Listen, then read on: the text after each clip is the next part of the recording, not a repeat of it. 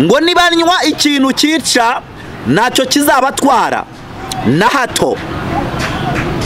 Haleluya. Twebwe niyo twarya ibintu byica ntacyo bigomba kudutwara. Rero buriya biraryoha bakundwa, biraryoha umurozi yaraye agutongera, biraryoha umurozi arimo akuroga. Reka nkubwire, ibi bintu biraryoha.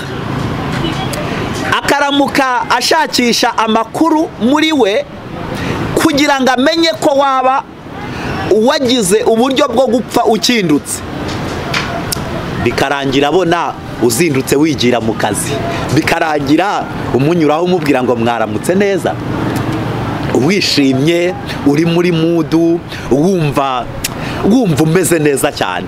Ibi bintu biraryoha. Ukuboko kw'Imana kugaragara ryari?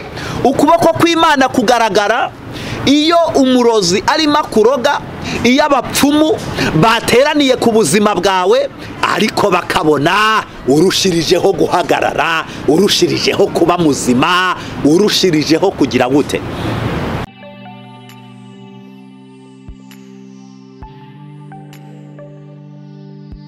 Bakundwa mu mwami, mbasuhuje mu izina rya Yesu Kristo. Imana ibaha umugisha. Rero twongeye kubaha ikaze ku Butumwa Bwiza TV. Tubaha ikaze mwebwe muri ku mugabane turiho wa Afurika, abari ku yindi migabane ku isi yose muri rusange, mwese tubaha ikaze kandi tubifurije kurushirizaho kugirira umugisha k'Uwiteka Imana mu gihe nk'iki ngiki kitoroshye, mu gihe nk'iki ngiki kiri kugaragara nk'igihe cyo mu bihe biheruka ibindi bihe. Mwebweho bakundwa mu mwami, mbifurije kugirira umugisha k'Uwiteka Imana kandi amahoro aturuka k'Uwiteka Imana ababonekeho cyane. Rero mwuzaniye ijambo rivuze nguki? Mwuzaniye ijambo rivuga ngo umurozi wakurogaga agomba gupfa. Mbese wumve ngo umurozi ukuroga arapfuye, kandi arapfuye vuba aha ngaha bidatinze. Uko nguko niko kuri. Reka tujye hehe? Reka tujye mu ijambo. Kandi turajya mu ijambo riboneka hehe?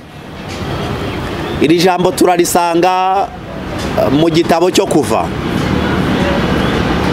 Nimba ari igitabo cyo Kuva, urumva ko dufite aho tuva kandi dufite n'aho tujya. Ni koko twebwe dufite aho tuva kandi dufite n'aho tujya kandi. Yego, ni ibice 22 byo muri iki gitabo cyo Kuva. Turasoma ku murongo waho wa 17 wonyine. Uyu murongo uvuze iki? Aho uherereye hose, aho uri hose, ndakubwiye ngo kandi ndagusaba ngo fata kuri Bibiliya yawe kugira ngo twinjire muri iki gitabo cyo Kuva. Ibice ni ibice 22, ni umurongo waho wa 17 wonyine. Ntabwo uri buze kurenga aho ngaho. Kandi havuze ngo umurozi ntuzareke abaho. Nayo magambo tugiye kuganiraho. Uyu murozi ntabwo agomba gukomeza kubaho ku buzima bwawe. Uyu murozi ntabwo agomba gukomeza kuba mu mudendezo wawe mukundwa uko yiboneye. Hari ibintu bigomba gushyirwaho iherezo ku buzima bwawe. Uyu murozi agasobanukirwa neza ko ibyo yagiye akora byose, ibyo yagiye agambirira byose, akamenya yuko bitaye agaciro aka kanya, kandi akamenya neza yuko hari ibintu bigomba kugira iherezo ku buzima bwawe mukundwa. Uko nguko niko bimeze. reka twongere dusubiremo kandi n'ubundi, umurozi ntuzareke abaho. Umurozi agomba gupfa. Uyu murozi agomba gupfa, ni koko kandi agomba gupfa.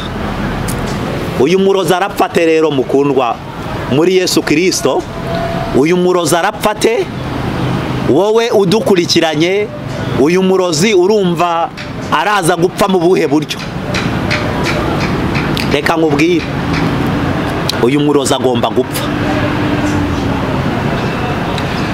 Uyu murozi ntabwo uri buze kujya mu kirere cy'isi yo kwihorera, kuko nasomye ijambo rirambwira ngo mureke Uwiteka ahoreshe uburakare bwe, kandi ngo guhora ni uko Uwiteka, niko Uwiteka avuze. Uyu murozi arapfa ahagaze, niko bimeze. Nasomye ijambo hehe? Nasomye ijambo muri Luka ibice 10 umurongo waho wa 19. Ijambo rivuze iki kuri uyu murongo? Ijambo riravuze ngo tugomba gukandagira inzoka na sikoropiyo. Twebwe bishatse kuvuga iki? Reka tujye muri iri jambo. Tujye muri iri jambo ryo muri Luka.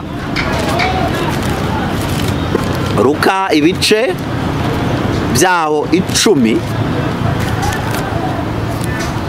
Ibice byaho 10 umurongo waho wa 19. Ni muri Luka ibice 10 ku murongo waho wa 19. Nimba mwahageze namwe n'ubundi reka dusome mu izina rya Yesu Kristo. Umurongo waho wa 19 uvuze iki?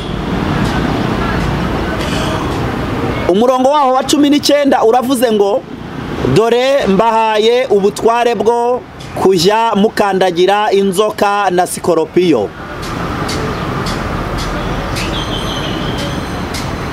Inzoka na sikoropiyo ni imbaraga z'umwijima. Rero inzoka na sikoropiyo harimo izo mbaraga z'amarozi atandukanye, harimo imbaraga z'amahembe, harimo imbaraga z'inkuba, harimo imbaraga z'uburozi butandukanye, mu buryo abarozi bajya bagerageza mu buryo bwose butandukanye, kuko bikubiyemo muri ibyo byose. Inzoka ivuze iki? Inzoka ivuze umuriganya. Igihe cyose ku buzima bwawe uba uteganya kumva ko utagomba kugubwa neza, utagomba guhumeka, utagomba kurira ifunguro ku gihe, utagomba kugira amahoro n'umutekano mu mibereho yawe ya buri munsi, umuriganya mubi niwe uvuzwe ku nzoka. Sikoropiyo bivuze iki? Sikoropiyo bivuze imbaraga z'abarozi, imbaraga z'amahembe, imbaraga z'ibitega, imbaraga z'ibyo bagutongera, imbaraga ziri mu buryo butandukanye bw'ibyakuzengereje, bw'ibikubujije iki? Bw'ibikubujije amahoro mu mibereho yawe ya buri munsi.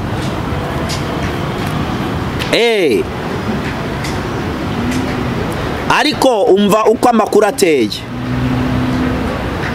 ngo n'imbaraga z'umwijima zose, kandi nta kintu kizagira icyo kibatwara rwose. Nubyumvishe se? Nta kintu kigomba twebwe kutugiraho ububasha. Oya, nta kintu twebwe kigomba kugiraho icyo kidutwara, kuko twebwe turi abantu bari mu mwihariko. Twebwe turashinganye, twebwe turashinganye, kandi niyo mpamvu ari uko nguko bimeze gute, niyo mpamvu ari uko nguko byubakitse, niyo mpamvu ari uko nguko byubakitse. Kandi hari irindi jambo, kandi iri jambo naryo rirarushirizaho kudushyira hehe? Kudushyira muri iki cyerekezo.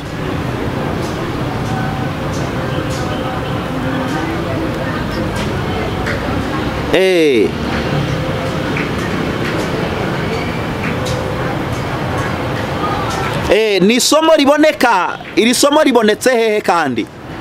Iri somo riboneka muri Mariko ibice 16 ku murongo waho wa 18. Umva uko amakuru ateye papa we, mama we, umva uko amakuru ateye. Iri somo rivuze iki? Ni muri Mariko ibice 16 ku murongo waho wa 18. Bazafata inzoka kandi bishatse kuvuga iki? Twebwe mu buryo bwo gusenga ikintu cyose twemerewe kugifata tukagitesha agaciro, kuko Imana ikorera muri twebwe irakomeye kandi iri hejuru y'imbaraga izarizo zose. Ngo nibanywa ikintu cyica ntacyo kizabatwara na hato. Haleluya. Twebwe niyo twarya ibintu byica ntacyo bigomba kudutwara. Rero buriya biraryoha bakundwa, biraryoha umurozi yaraye agutongera, biraryoha umurozi arimo akuroga. Reka nkubwire, ibi bintu biraryoha.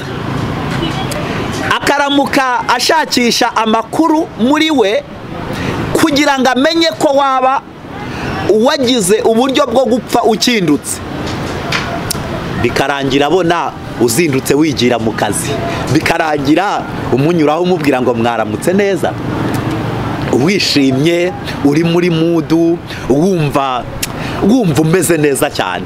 Ibi bintu biraryoha. Ukuboko kw'Imana kugaragara ryari? Ukuboko kw'Imana kugaragara iyo umurozi arimo akuroga, iyo abapfumu bateraniye ku buzima bwawe ariko bakabona urushirijeho guhagarara, urushirijeho kuba muzima, urushirijeho kugira gute.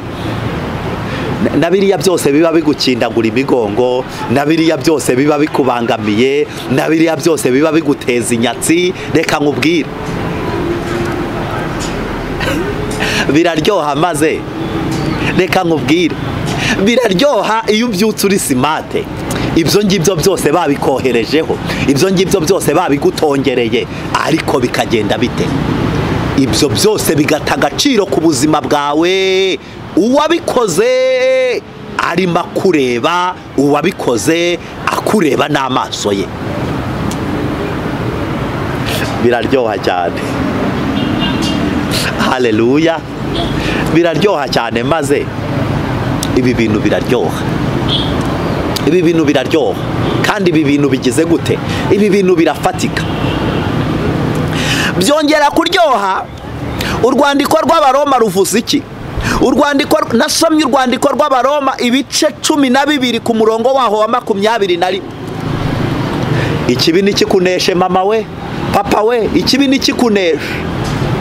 Ikibi nikikugireho uburenganzira, ikibi nikikugireho ububasha. Kandi nasomye ijambo ryaho rirambwira ngo ikibi cyere kutunesha, ahubwo tunesheshe ikibi icyiza. Bivuze iki? Bivuze ko twebwe tugomba kunesha muri byose ndetse no ku bwa byose. Twamara kunesha imbaraga z'amahembe, twamara kunesha imbaraga z'ibiturwanya, twamara kunesha ibyo byose, twamara kunesha ibyo byose, kandi umurozi akagira gute? Umurozi agapfa ahagaze mu buzima bwe no mu mibereho ye ya buri munsi. Kuko biraryoha iyo akubona ugendagenda kandi muri we yari afite umugambi wo kugukindura. Ahonga mu maso, aribwa umubiri wose, nawe yumva nta kugubwa neza afite. Kubera iki? Kubera ko imbaraga ze ntabwo zigomba kugiraho ububasha bwo kukunesha. Oya, ntabwo bishoboka. Ntabwo tugomba kureka umurozi atuvogera uko yishakiye. Umurozi agomba gupfa ahagaze. Biraryoha, biraryoha, biraryoha kandi birushirizaho kuryoha.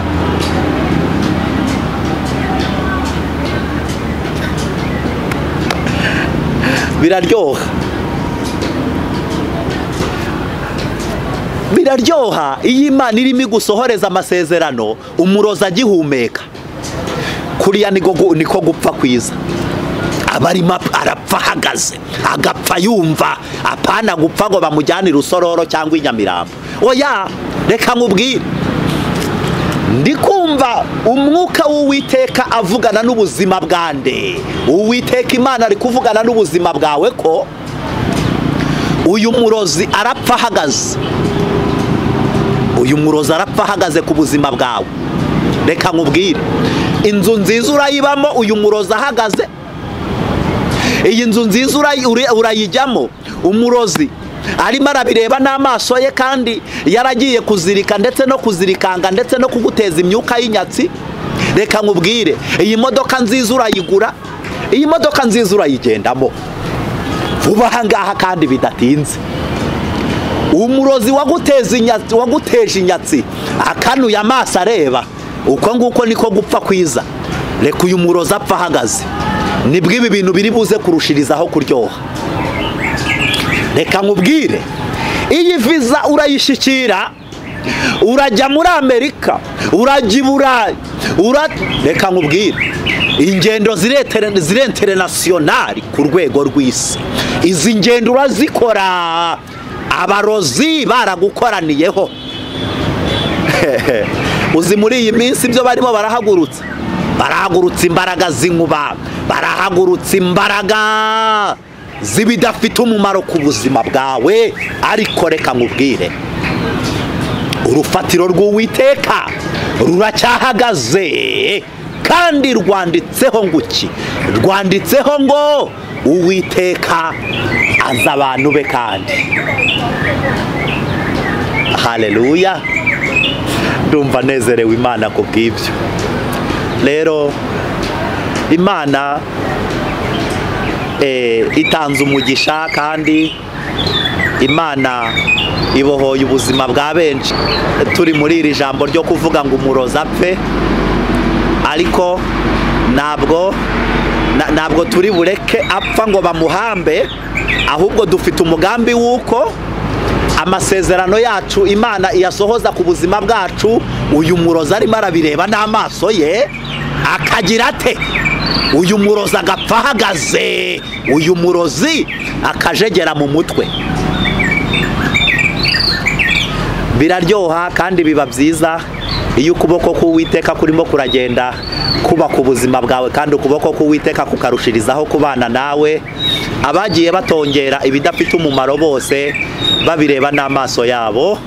Rero ukuboko k'Uwiteka Imana kurushirizeho kuba ku buzima bwanyu bakundwa, kandi Imana irushirijeho kubasohoreza amasezerano mu gihe gisa n'iki ngiki.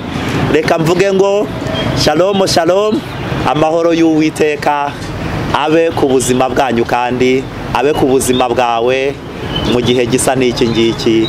Amahoro y'Uwiteka ababonekeho.